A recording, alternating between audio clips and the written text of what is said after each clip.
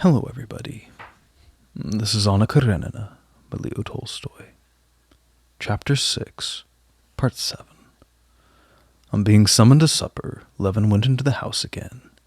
He found Kitty and Agafya Mikhailovna standing on the stairs, consulting over what wines to put on the table. Why all this fuss? Have things just as usual? No, Steva doesn't drink. What's the matter, Kostya? Asked Kitty, trying to detain him, but instead of listening, he went on his way, taking great strides to the parlor. When there, he was impatient to take part in the conversation. Well, should we go hunting tomorrow? Asked Stepan Arkadyevitch. Don't let us go, said Veslovsky, leaning back in his chair with one of his legs under him. Very willingly. Have you had any hunting this year? Answered Levin with a false cordiality, which Kitty understood. I doubt if we find any woodcock, but snipe are plenty. We shall have a start early. Shall you mind that, Steva? No, indeed. I'm ready to stay awake all night, if you like. Ah, yes, you're quite capable of it, said Dolly with some irony, and also of keeping other people awake. I'm not going to eat any supper tonight. I'm going to bed. No, Dolly, exclaimed Stepan Arkadyevitch, going and taking a seat near his wife. I have so many things to tell you about. Do you know? Veslovsky's seen Anna. She lives only 70 versts away from here. He's going there when he leaves us, and I intend to go too. Have you really been to Anna Arkadyevna's? Asked Dolly of Vasenka, who had come up to the ladies and had seated himself near Kitty at the supper table. Levin was talking with the princess and Varenka, but he observed that this little group was full of animation. He imagined that they were talking confidentially, and it seemed to him that his wife's face expressed a deep tenderness as she looked into Vasenka's pleasing face. Their establishment's superb, said Veslovsky, went on vivaciously, and it's delightful to be with them. It isn't my place to judge them. What are their plans? To pass the winter in Moscow, I believe. It'll be charming to meet there again. When shall you be there? Oblonsky asked the young man. In July. And you? Asked his wife. When you've gone away, I shall go alone. I will not disturb anyone, and I'm determined to see Anna. She's a woman whom I both pity and love. Just the thing, answered Stepan Arkadyevitch. And you, Kitty? Aye. Why should I go to see her? Said Kitty, and the question made her blush with vexation. Do you know Anna Arkadyevna? Asked Veslovsky. She's a fascinating woman. Yes, answered Kitty, blushing still more, and with a glance at her husband she rose to join him. So you're going hunting tomorrow, are you? She asked him. Levin's jealousy at seeing Kitty blush was boundless, and her question seemed to him simply a proof of her interest in the young man. She was evidently in love with him, and wished to have him pleasantly entertained. Certainly, he answered, in a voice so constrained that he himself was horrified at it. I wish you would pass the day with us tomorrow. Dolly's hardly seen her husband yet. It was in this way that Levin translated these words. Do not separate me from him. You may go, but let me enjoy the enchanting presence of this attractive stranger. Vasenka, not suspecting the effect his presence had produced, rose from the table and approached Kitty with an affectionate smile.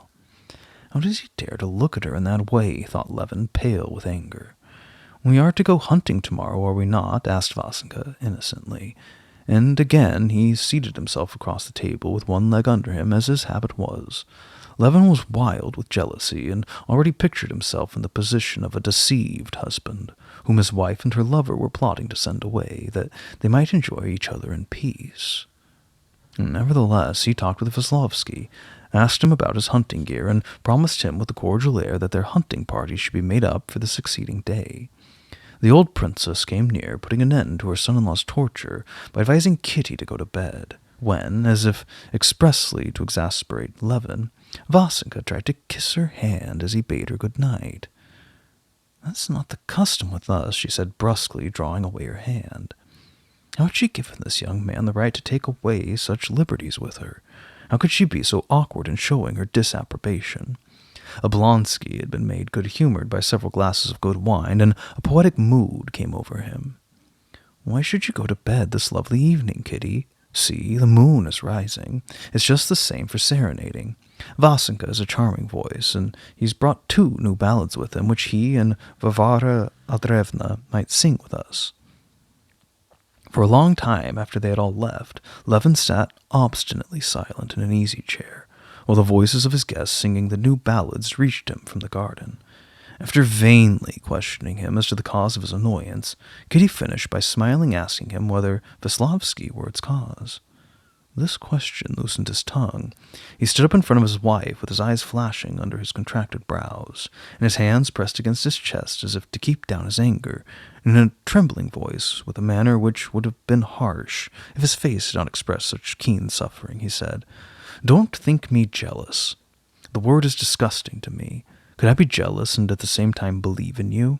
But I'm hurt, humiliated that anyone dares to look at you so." "Why? How did he look at me?" asked Kitty, honestly trying to recall the smallest incident of the evening. She had thought Vasenka's attitude at supper a little familiar, but she dared not acknowledge it. "You know you are the only person in the world for me, but you would not wish me to shut myself away from everybody." She'd been wounded by this jealousy of his, which spoiled even the most innocent pleasures, but she was ready now to renounce them all for the sake of quieting him. "Try to understand how absurd my position is. This fellow is my guest, and if it were not for his silly gallantry and his habit of sitting on his leg, I should have nothing to reproach him with. He certainly thinks himself irreproachable, but I'm obliged to seem polite, and—" "But, Kostya, you exaggerate things," interrupted Kitty, glad at heart to see how passionately he loved her. "And when you're an object of worship to me, and we're so happy that this trashy fellow should have the right.